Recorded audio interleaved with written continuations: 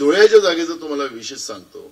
तिथंच 4 वाजताच बीजेपीच्या उमेदवारांनी गुलाल उधळून टाकला आणि कलेक्टरनी जाहीर केलं नव्हतं, पण त्यांनी गुलाल उधळून टाकला. तो 4000 मतांनी निवडून आला वगैरे. आमचे लोक बाहेर निघून गेले. मी आमच्या उमेदवाराला सांगितलं, आमच्या तिथल्या लोकांना सांगितलं, तुम्ही पहिले जा तिकडे आतमध्ये आणि रिकाउंटिंग टाका असं म्हटलं. ते गेले आतमध्ये आणि मग 7 पेट्या मोजल्याच नव्हत्या.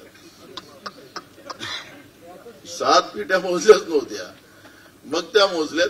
आमचा कॅन्डिडेट गेला. रात्री 1 वाजता आमचा कॅन्डिडेट डिक्लेअर झाला. तिकडे अमित शहाचा फोन, देवेंद्र फडणवीसाचा फोन त्या कलेक्टरला. मी पण कलेक्टरला झापलं. आता मला स्वभाव आहे थोडासा तो. मग ते असं करून आमचा तो कॅन्डिडेट जिंकला.